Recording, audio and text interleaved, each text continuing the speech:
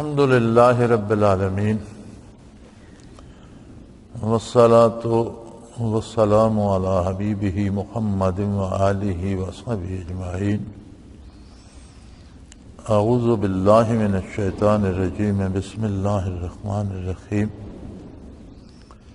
یا ایھا الذین آمنوا ان کثیرا من الاحبار والرہبان لیأکلون اموال الناس بالباطل وَيَصُدُّونَ عَنْ سَبِيلِ اللَّهِ وَالَّذِينَ يَكْنِزُونَ الذَّهَبَ وَالْفِضَّةَ وَلَا يُنْفِقُونَهَا فِي سَبِيلِ اللَّهِ فَبَشِّرْهُم بِعَذَابٍ أَلِيمٍ يَوْمَ يُحْمَىٰ عَلَيْهَا فِي نَارِ جَهَنَّمَ فَتُكْوَىٰ بِهَا جِبَاهُهُمْ وَجُنُوبُهُمْ وَظُهُورُهُمْ هَٰذَا مَا كَنَزْتُمْ لِأَنفُسِكُمْ فَذُوقُوا مَا كُنتُمْ تَكْنِزُونَ۔ اللہم سبحانک لا علم لنا الا ما علمتنا انک انت العلیم الحکیم۔ مولایا صلی وسلم دائما ابدا علی حبیبک خیر الخلق کلہم۔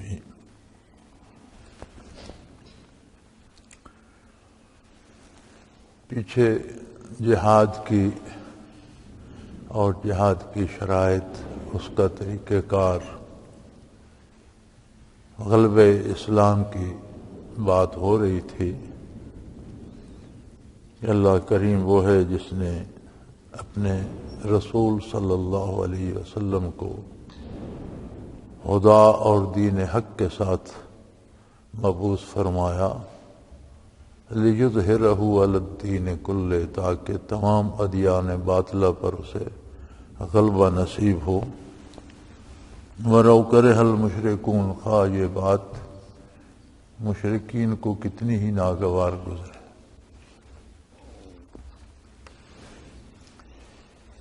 غلبہ دو طرح سے ہوتا ہے، ایک ہوتا ہے مادی اور جسمانی غلبہ، جیسے حکومت حاصل کر لی، قبضہ کر لیا، طاقت حاصل کر لی۔ یہ غلبہ جو جسمانی یا جسے آپ فزیکل کہتے ہیں، یہ آنے جانے والی چیزیں ہیں، امتداد زمانہ سے اس میں تبدیلیاں آتی رہتی ہیں۔ بڑے بڑے فاتحین گزرے، پھر ان کی اولادوں کے ہاتھ سے ملک نکل گئے، بڑی بڑی سلطنتیں لوگوں نے بنائی اور پھر وہ طوائف الملوکی کا شکار ہو کر ختم ہو گئے اور ان کی جگہ کوئی اور آ گئے۔ تو یہ جو مادی غلبہ ہے یہ بدلتا رہتا ہے، اس میں تبدیلیاں آتی رہتی ہیں۔ حقیقی غلبہ وہ ہے جو دلائل کے میدان میں، حق و باطل کے میدان میں اثبات حق کا ہو۔ وہ غلبہ دائمی اور ابدی ہوتا ہے، وہ اپنے دلائل پہ قائم ہوتا ہے اور دلائل ہمیشہ کے لیے قائم رہتے ہیں۔ تو قرآن کریم یا اسلام کے غلبے سے یہ بھی مراد لیا جا سکتا ہے کہ اب حضور کی بعثت سے لے کر قیامت تک حق کے ذریعے، اثبات حق کے ذریعے، دلائل کے ذریعے یہی واحد دین ہے جو ہمیشہ غالب رہے گا۔ اس کا مطلب یہ ہوا کہ کسی نئے دین کی، کسی نئے نبی کی، کسی نئی کتاب کی ضرورت پیش نہیں آئے گی۔ اور یہ بہت عظیم بات ہے۔ اسلام سے پہلے انبیاء علیہ السلام جتنے بھی تشریف لائے وہ حق کے ساتھ تشریف لائے۔ جتنی کتابیں آسمان سے اور صحیفے نازل ہوئے وہ حق کے ساتھ نازل ہوئے، اور وہ حق رہے، لیکن ان کی میعاد، ان کے اوقات معین تھے، ان کے افراد بھی معین تھے. انبیاء قوموں کی طرف مبعوث ہوتے اور ان کی مخاطب وہ قوم ہوتی، اور اس مخصوص قوم کے حالات کے مطابق انہیں دلائل عطا فرمائے جاتے. وقت گزرتا قومیں دنیا سے نابود ہو جاتی ہیں، ختم ہو جاتی ہیں، کمزور ہو جاتی ہیں، دوسری اقوام آ جاتی ہیں، ان کی طرف دوسرے انبیاء آتے اور کتاب آ جاتی، وہ پھر اس قوم کے حالات کو زیر بحث لاتی کہ اس میں کس طرح سے حق ثابت کیا جائے اور باطل کو نامراد یا ناکام کیا جائے. لیکن جب نبی صلی اللہ علیہ وآلہ وسلم مبعوث ہوئے تو آپ کی بعثت عالی کسی خاص قوم یا کسی خاص وقت یا زمانے کے لیے نہیں تھی. آپ ساری نوع انسانی کی طرف مبعوث ہوئے اور ہمیشہ کے لیے ساری نسل انسانی کے نبی اور رسول ٹھہرے. تو ہزاروں انقلاب آئیں، کوئی قوم غالب آئے، کوئی قوم مغلوب ہو جائے، کسی کی حکومت بنے، کسی کی گر جائے، نسل انسانی تو وہی ہے اور ہمیشہ جب تک دنیا اللہ نے قائم رکھنی ہے، جب تک اللہ چاہے گا وہ رہے گی. تو آیہ کریمہ سے مراد یہ ہے کہ ہم نے اپنے رسول صلی اللہ علیہ وسلم کو دو واضح چیزیں عطا فرما کر مبعوث فرمایا ہے. ایک ہدا، ہر کام کرنے کا صحیح طریقہ. ہدا وہ کام عقائد ہوں، عبادات ہوں یا معاملات ہوں. معاملات کی آگے بڑی تفصیل ہے، اس میں سیاسیات بھی آ جاتی ہیں، اس میں اقتدار و اختیار بھی آ جاتا ہے، کاروبار بھی آ جاتا ہے، تعلقات بھی آ جاتے ہیں، اس میں محنت و مزدوری، یعنی زندگی کے سارے معاملات. تو گویا فرمایا یہ گیا کہ محمد الرسول اللہ صلی اللہ علیہ وآلہ وسلم زندگی کے ہر کام کو کرنے کا صحیح طریقہ اور سلیقہ لے کر مبعوث ہوئے ہیں، جو آپ نے پوری انسانیت کو سکھانا ہے اور یہ قیامت تک آنے والے انسانوں کے لیے ہے. تو یہاں بھی یہ ثابت ہوا کہ کسی نئی نبوت یا نئی کتاب کی ضرورت باقی نہ رہی.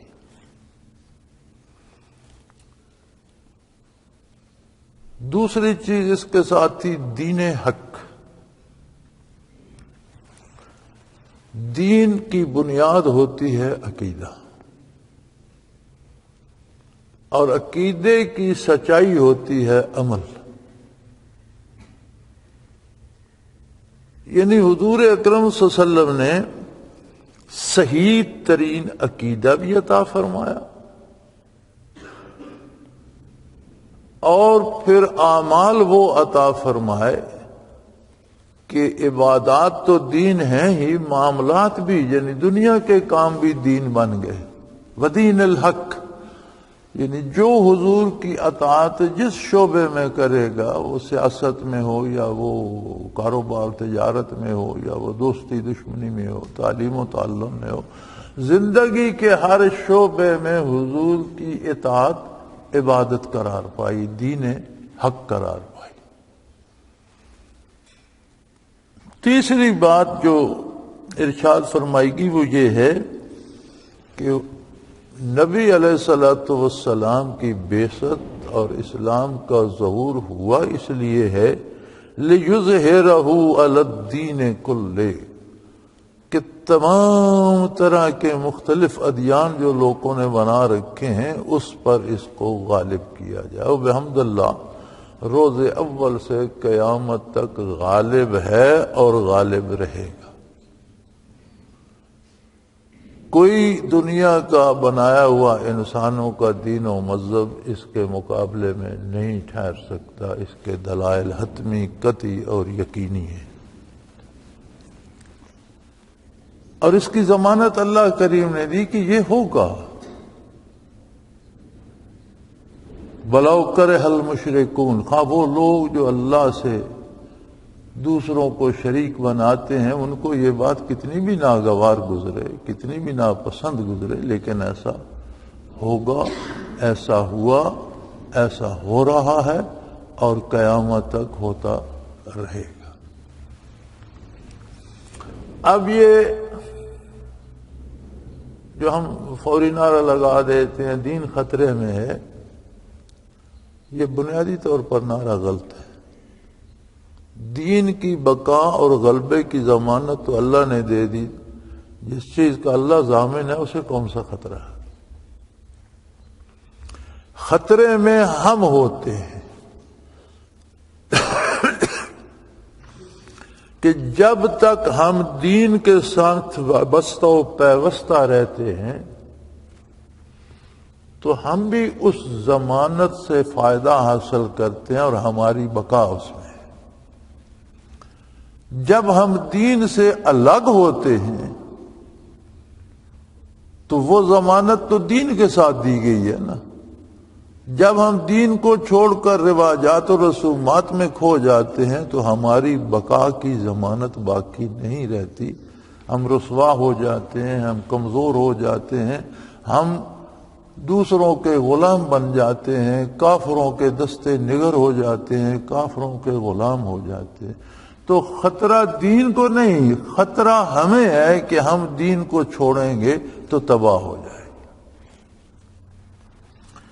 آج کا پڑھا لکھا طبقہ یہی سوال کرتا ہے کہ قرآن کہتا ہے اسلام غالب رہے گا اور مسلمان ساری دنیا میں رسوا ہو رہے ہیں.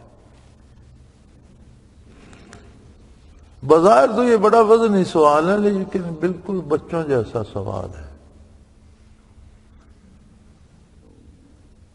قرآن نے ضمانت دی ہے، اللہ کریم نے ضمانت دی ہے، رسول اللہ صلی اللہ علیہ وسلم نے ضمانت دی ہے اسلام کو غالب رکھنے کی. کسی فرد، کسی قوم، الف بے جیم، کسی نام، کسی انسان، کسی نسل، کسی قوم کو نہیں. اب اگر مسلمان کہلوانے والے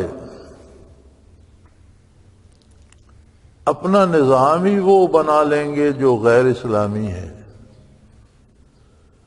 معاشی نظام غیر اسلامی ہوگا،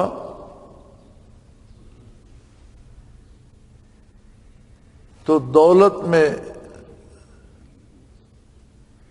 غیر حقیقت پسندی آئے گی، انصاف کی بجائے ظلم آئے گا، ارتکاز دولت ہوگا، چند خاندان، چند لوگ امیر ہو جائیں گے، عوام غریب ہو جائیں گے، افلاس ہوگا.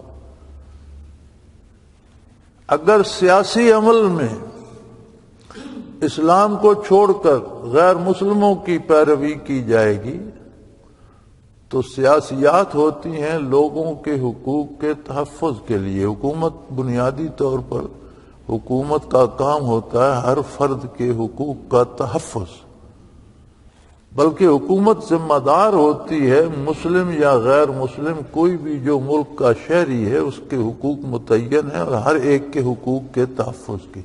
لیکن جب وہ اپنا انداز غیر اسلامی اپنا لے گی تو اپنا کام نہیں کر سکے گی.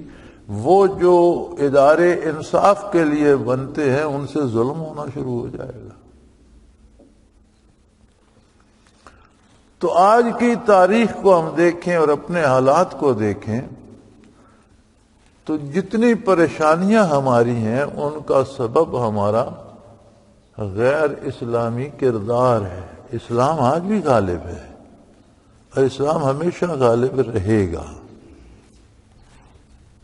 تو اس کا علاج آج بھی یہی ہے کہ ہم واپس خود کو اسلام میں لے آئیں. غلبہ ہمارا بھی مقدر ہو جائے گا، ہم بھی غالب ہو جائیں گے، ہم بھی خوشحال ہو جائیں گے.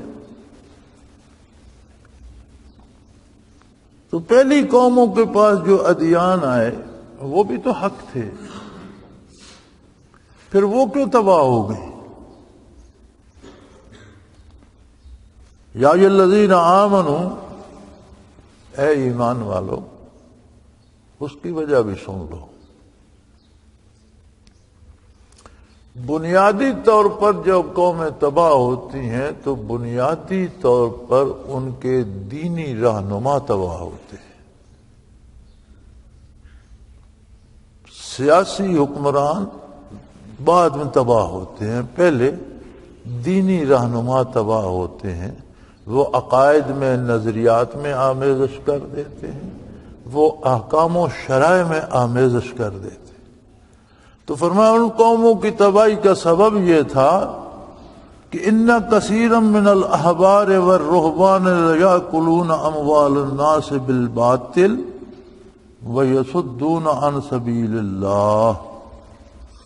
ان کے جو علماء و مشائخ تھے، ان کے جو مذہبی رہنما تھے، وہ بھٹک گئے اور وہ آخرت کی بجائے دنیا کی ہرس میں مبتلا ہو گئے.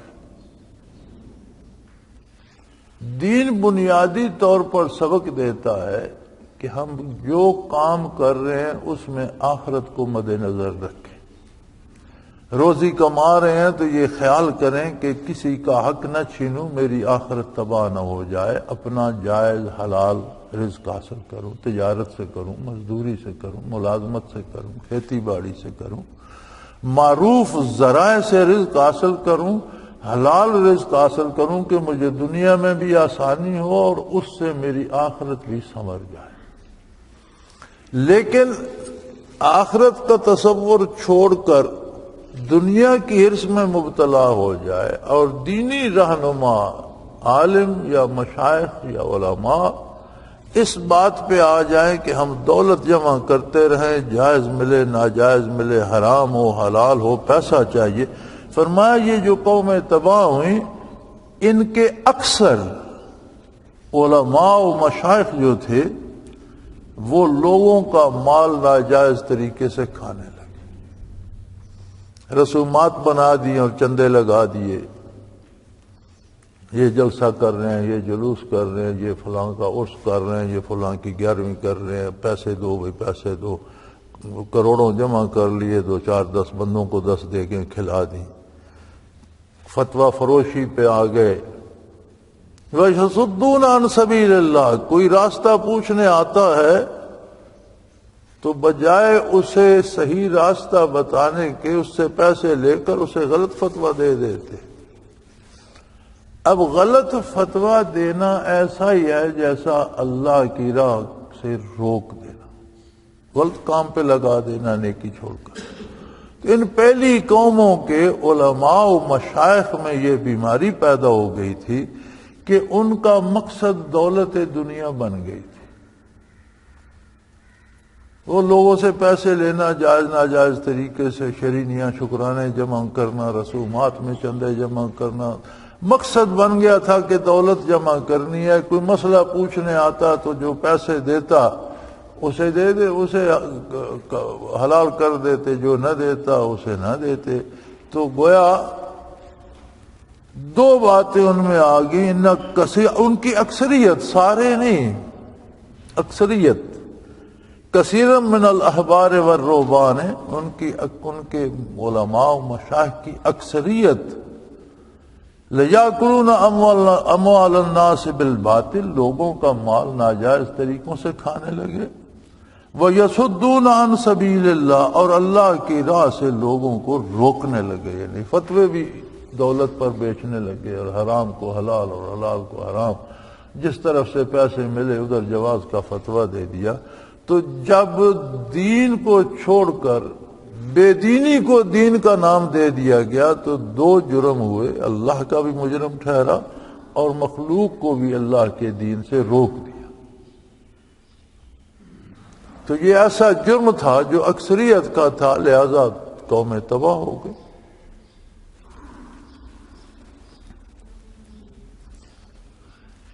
اب جنہوں نے اتنا بڑا جرم کیا، دولتیں جمع کر کر کے مر گئے، حکمران تھے یا علماء تھے یا مشائخ تھے یا صاحب اقتدار تھے، رشوت لی، لوگوں کے حقوق پہ ڈاکہ مار کے اربوں روپے جمع کر لیے، سونے چاندی کے ڈھیر لگا لیے، منوں ٹنوں کے حساب سے جمع کر لیا، اب ایک عجیب بات ہے کہ جو بندہ حصول زر کے ناجائز طریقے اپناتا ہے اس سے یہ امید نہیں رکھنی چاہیے کہ وہ دولت جائز طریقے سے خرچ کرے.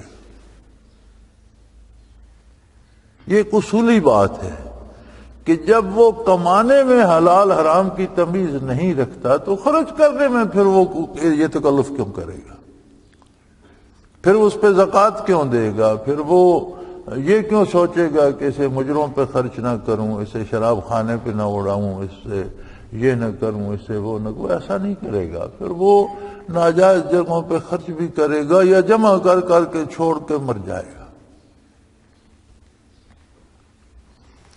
جسے یہ خیال ہو کہ میری آخرت ضائع نہ ہو، دولت کمانے میں بھی جائز اور حلال وسائل اختیار کرے گا، اور خرچ کرنے میں بھی اس کے مد نظر رضائے الہی ہوگی کہ ایسی جگہ پر خرچ کروں اور اس طریقے سے خرچ کروں کہ دولت کا ضیاع نہ ہو. فرمایا وہ جمع کر کر کے سونے چاندی کے ڈھیر اور دولت کے ڈھیر مر گئے. وَلَا يُنْفِقُونَهَا فِي سَبِيلِ اللَّهِ، جو حرام ذرائع سے حاصل کرتے ہیں وہ اسے اللہ کی راہ میں پھر خرچ نہیں کرتے. وہ خرچ بھی پھر اپنی مرضی سے کرتے ہیں، ناجائز اور ناروا طریقوں سے خرچ کرتے ہیں. تو ایسے لوگوں کے لیے فرمایا فَبَشِّرْهُمْ بِعَذَابٍ أَلِيمٍ، اے میرے حبیب ایسا کرنے والے لوگوں کو دردناک عذاب کی خوشخبری دے دیجئے،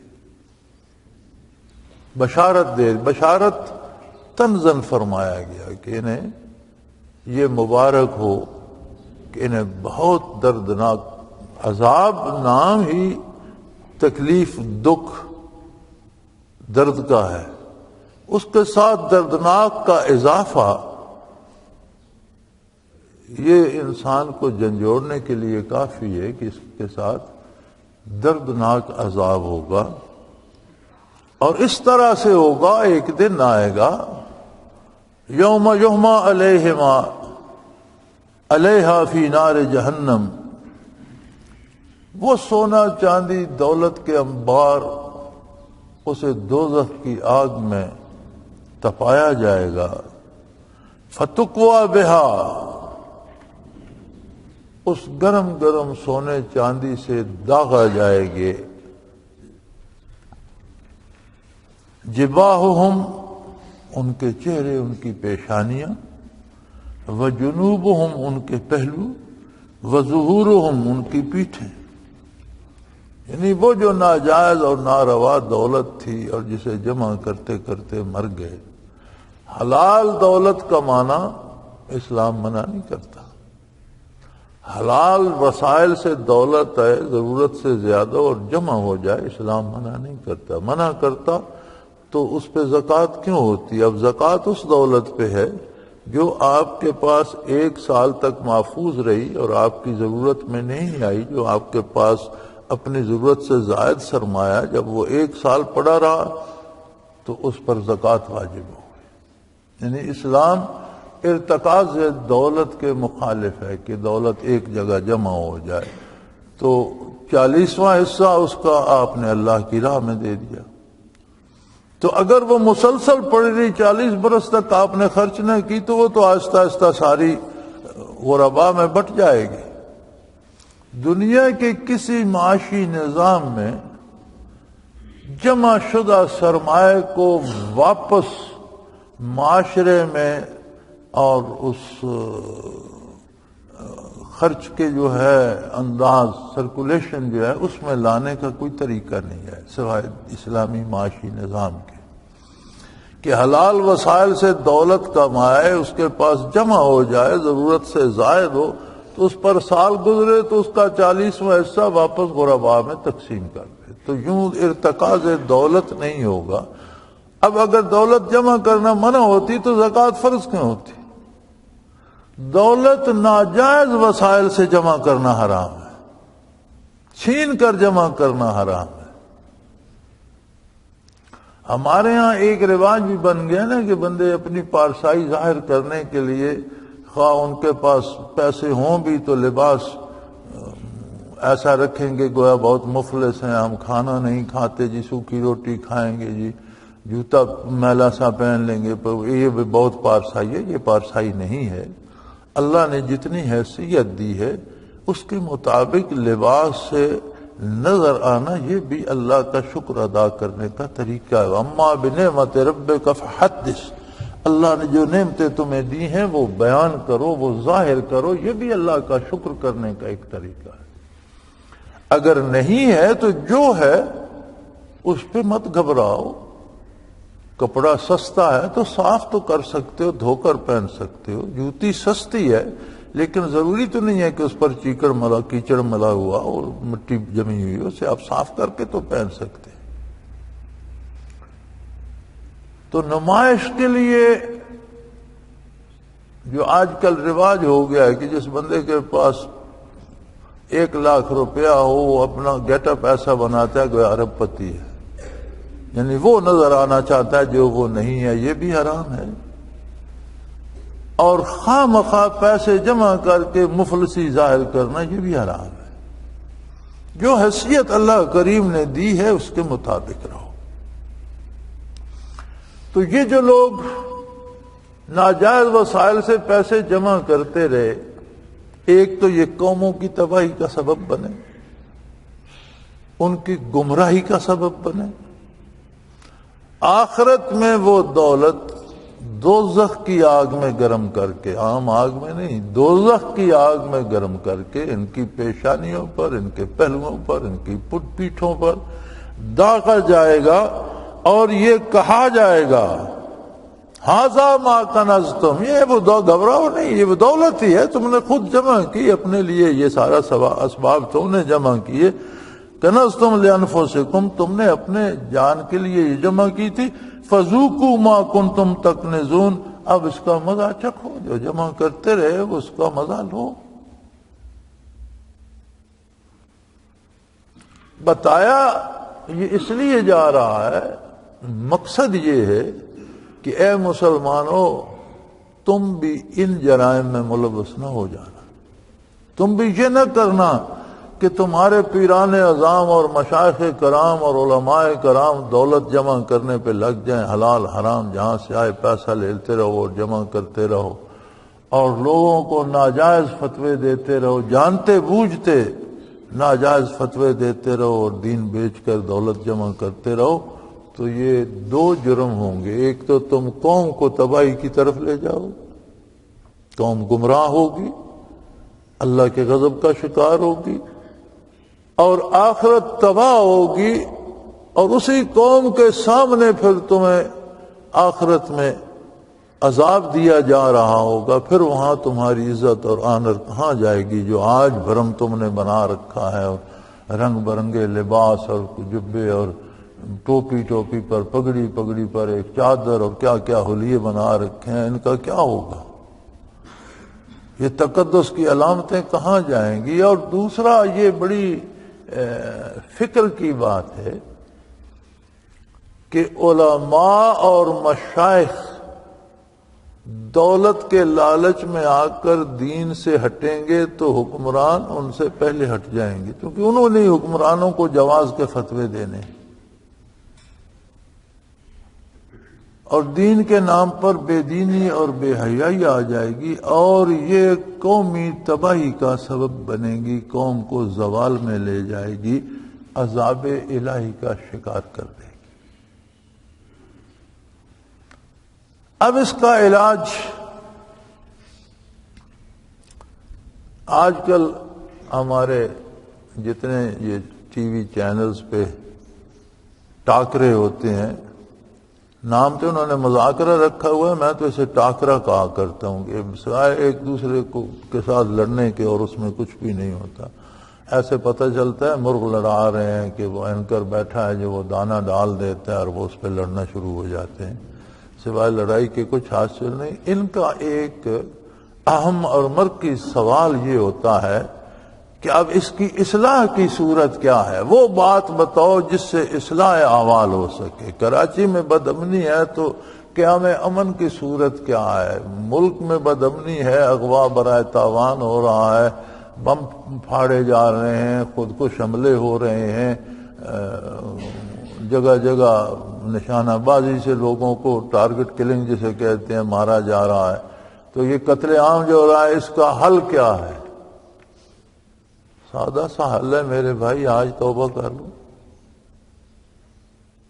آج اللہ اور اللہ کے رسول کے نظام کو اپنا لو، آج انصاف کرنا شروع کر دو، آج عدل پہ آ جاؤ، آج اپنا حق لو، دوسروں کا حق چھیننا چھوڑ دو، آج کایا پلٹ جائے گا، آج امن قائم ہو جائے گا۔ اور اگر ہم یہ چاہیں کہ جو ہم کرتے رہیں یہ کرتے بھی رہیں اور امن بھی قائم ہو جائے، یہ کیسے ممکن ہے؟ تو حل تو بڑا سادہ اور سیدھا سا ہے، لیکن یہ حل نہ کوئی بتانا چاہتا ہے نہ کوئی سننا چاہتا ہے۔ یہ بڑی عجیب بات ہے، جب بندہ بیمار ہوتا ہے نا، بخار ہے کسی کو، تو اس کے منہ کا ذائقہ بدل جاتا ہے۔ آپ اسے دودھ دیتے ہیں تو وہ کہتا ہے کڑوا ہے، آپ اسے کوئی فروٹ دیتے ہیں ہوتا میٹھا ہے، وہ کہتا ہے کڑوا ہے، یار مجھے پسند نہیں، مجھے کیا آ جائے گی، میرا اس سے دل گھبرا رہا ہے۔ وہ دودھ میں یا اس پھل میں خرابی نہیں ہوتی، خرابی تو اس کے ذائقے میں، اس کے مزاج میں ہوتی ہے۔ ہم بھی اب اس جگہ پہ پہنچ گئے ہیں کہ جب ہمیں توبہ کا کہا جائے نا تو ہمیں بڑی کڑوی لگتی ہے، یار تم کیا یہ پرانی باتیں لے بیٹھتے ہو، یہ وہی یہ کیا بات ہوئی بھائی، یہ کون سا حل ہے؟ لیکن مجبوری یہ ہے کہ اس کے علاوہ کوئی حل ہے بھی نہیں۔ اچھا، یہاں بڑی ایک زوردار دلیل پیش کی جاتی ہے کہ بھئی وہ ممالک جو اللہ کو نہیں مانتے، جو رسول اللہ صلی اللہ علیہ وسلم پر ایمان نہیں لائے، جو قرآن کو نہیں مانتے، ان ممالک میں تو یہ عالم نہیں ہے، وہ آسودہ حال بھی ہیں، ان کا ہر بندہ خوشحال بھی ہے، اور وہاں اگر جرائم ہوتے ہیں، جرائم تو ہوتے ہیں، لیکن انصاف بھی ملتا ہے، عدالتیں بھی ہیں، سب کچھ ہوتا ہے۔ تو میری گزارش یہ ہے کہ ہر عمل کے دو نتیجے ہوتے ہیں، کوئی عمل آپ کرو اس کے دو نتیجے، ایک دنیا میں ایک آخرت۔ ہم بات کرتے ہیں، پانی پیتے ہیں، کھانا کھاتے ہیں، کسی کو بھلا برا کہتے ہیں، کسی کو دعا دیتے ہیں، دو نتیجے ہیں، ایک دنیا میں جو فوری سامنے آ جائے گا، ایک قیامت کے دن جو سامنے آئے گا۔ یہ جو فوری نتیجہ ہے اس کے لیے ایمان شرط نہیں ہے۔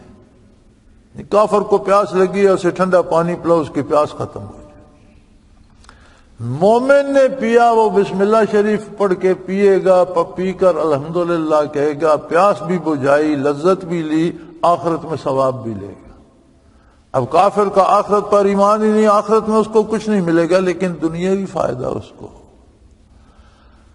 یہ اقوام عالم جو آپ کو خوشحال نظر آتی ہیں، ان کی تاریخ اسلام سے پہلے کی اٹھا کے دیکھیں تو یہ وحشی اور درندے تھے۔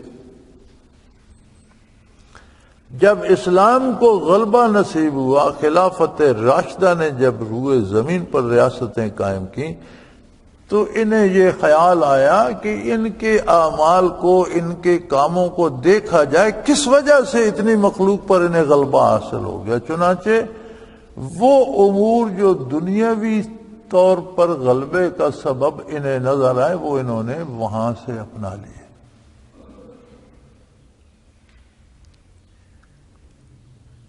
ورنہ یورپ والوں کو تاریخ دا کیو مین لکھتی ہے، غاروں میں رہنے والے لوگ، اور امریکہ اور مغربی دنیا کو دا وائلڈ وائلڈ ویسٹ لکھتی ہے تاریخ۔ 2 دفعہ وائلڈ آتا ہے، وحشی وحشی درندے۔ تو انہوں نے، اب آپ دیکھیے ان کی عدالتوں میں اگر انصاف ہوتا ہے تو انصاف انہوں نے کہاں سے سیکھا؟ مدینہ منورہ سے، نبی کریم سے۔ اگر وہ رشوت نہیں لیتے، ہر ایک کا کام جائز طریقے سے کر دیتے ہیں، تو یہ طریقہ انہوں نے اسلامی اقدار سے سیکھا۔ تو جہاں جہاں وہ ترقی کر رہے ہیں وہاں وہاں انہوں نے اسلامی اقدار اپنا لی ہیں۔ وہ انہیں آخرت میں فائدہ دے نہ دیں، دنیا میں فائدہ تو دیں گی۔ میرا ایک عزیز 17 برس رہا، اکاؤنٹس کا آدمی تھا، برطانیہ میں اکاؤنٹس میں رہا۔ تو برطانیہ ویلفیئر اسٹیٹ ہے، تو ویلفیئر کے جتنے ان کے قوانین ہیں کہ غریبوں کی مدد کی جائے، بے گھر بندے کو گھر دیا جائے، مجبور انسان کا علاج معالجہ کیا جائے، بے روزگار کو پینشن دی جائے جب تک اسے روزگار نہیں ملتا، بے روزگاری الاؤنس دیا جائے، تو یہ ان کے بہت سے قوانین ہیں۔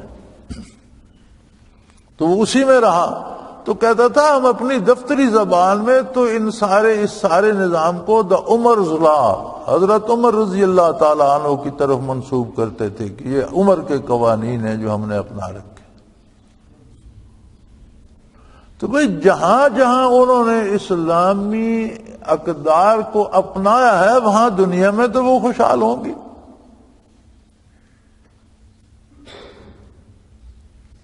اب یہ جو چرچل کا مقولہ مشہور ہے کہ لندن شہر تباہ ہو گیا تھا اور لوگ زیر زمین ریلوے میں گھسنے پر مجبور ہو گئے تھے، شہر میں کوئی عمارت سلامت نہیں رہی تھی، زیر زمین چلے گئے تھے، تو چرچل کو وزیر اعظم بنایا گیا۔ تو اسے کسی نے کہا کہ بھئی برطانیہ تو ختم ہونے کو ہے، تو اس نے کہا کہ ایک بات بتاؤ، کیا ہماری عدالتیں انصاف کر رہی ہیں؟ تو بے شک۔ اس نے کہا پھر ختم نہیں ہوتا، جب تک انصاف ہے قائم رہے گا۔ لیکن یہ انصاف انہوں نے لیا کب؟ بعثت آقا نامدار صلی اللہ علیہ وسلم کے وقت برطانیہ کہاں تھا اور یورپ کہاں تھا؟ انہیں تو دا کیو مین تاریخ لکھتی ہے، غاروں میں رہنے والے لوگ، یہ پہاڑوں میں غاریں کھود کر ان میں رہتے تھے، انہیں نہ لباس کا شعور تھا نہ مکان بنانے کا شعور تھا، تو انصاف کہاں سے آ جائے گا؟ تو یہ جو سوال کھڑا کرتے ہیں ہمارے دانشور، ہمارے ہاں دانشوری کے معیار بھی یہ ہے نا، 2-3 دانت گر جائیں، مونچھ داڑھی صاف ہو، سر گنجا ہو جائے، اینک لگا لے دانشور، خواہ کچھ آتا جاتا ہے یا نہیں، کوئی عملی زندگی اپنی اس کی ہے یا نہیں، حلال کھاتا ہے یا نہیں، عبادات فرائض ہیں یا نہیں، اس کی ضرورت نہیں ہے۔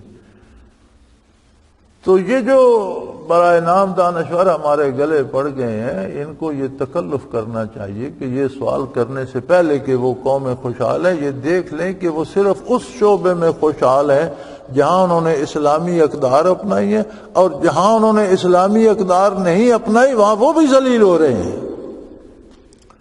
ان کا معاشی نظام سودی ہے، وہ ارتکاز دولت کو نہیں روک سکتے۔ برطانیہ کے لندن میں اور امریکہ کے بڑے بڑے شہروں میں، نیو یارک میں بھی میں نے دیکھا ہے کہ آدھے سے زیادہ آبادی تو فٹ پاتھوں پہ سوتی ہے اور پارکوں میں رات کو پڑی ہوتی ہے، ان کے پاس مکان تک نہیں ہوتا، اور آدھوں کے پاس اتنی دولت ہے انہیں پتہ ہی نہیں۔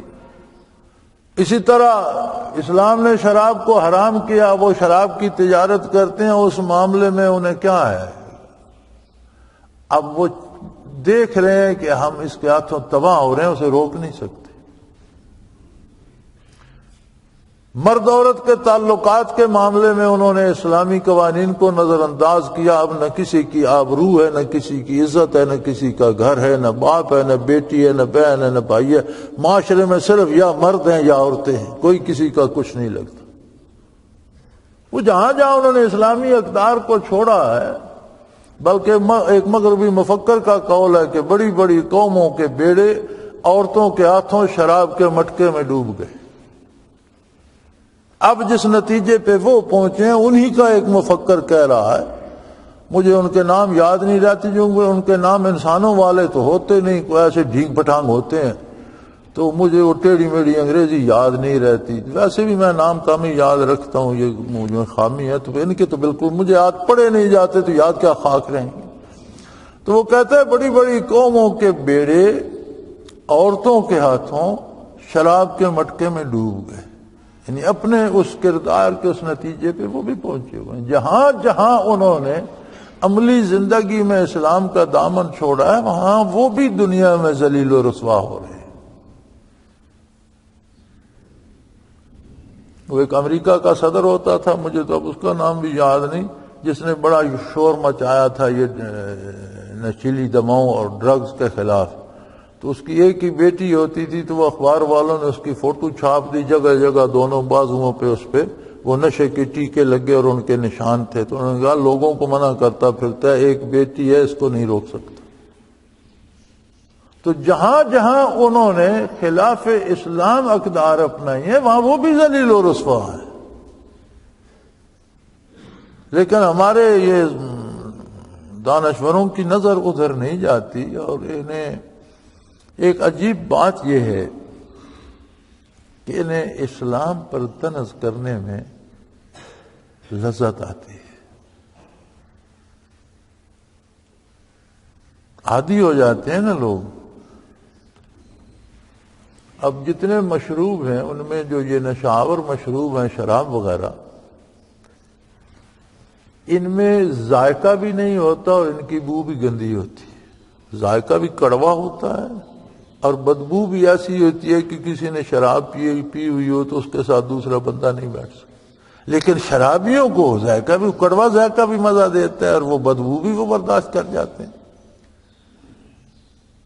مزاج مسخ ہو جاتے ہیں نا، برائی اچھائی لگنے لگ جاتی ہے اور اچھائی برائی لگنے جاتی ہے، کرواہٹ انہیں میٹھی لگنے لگ جاتی ہے اور وہ بدبو انہیں پسند ہو جاتی ہے، مزاج بدل جاتے ہیں، مزاج تباہ ہو جاتے ہیں۔ سو اللہ کریم نے یہ نقشہ کشی اس لیے فرمائی کہ اے مسلمانوں، اپنے علماء و مشائخ کا خیال رکھو۔ پہلے تو علماء و مشائخ کے ذمہ ہے کہ وہ سفیر ہے محمد الرسول اللہ کے۔ یہ بہت بڑا اعزاز ہے۔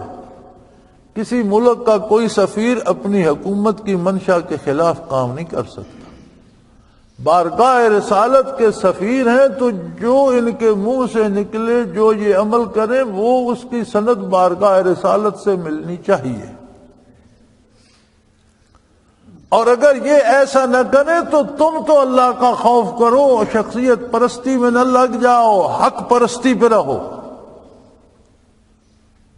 کوئی بڑے سے بڑا بزرگ بنتا ہے لیکن وہ خلاف شریعت کام کرتا ہے یا کرنے کو کہتا ہے تو چھوڑ دو، مانو محمد الرسول اللہ کی بات۔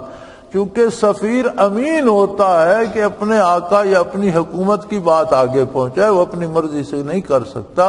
علماء و مشائخ سفیر ہوتے ہیں۔ اگر تم لوگ بھی ان کی غلط باتیں ماننے لگ جاؤ گے تو پھر تباہ تم ہی نے ہونا ہے، انہیں اور حوصلہ مل جائے گا، یہ اور کھل کھیلیں گے اور تمہاری تباہی کا سبب بن جائے گا۔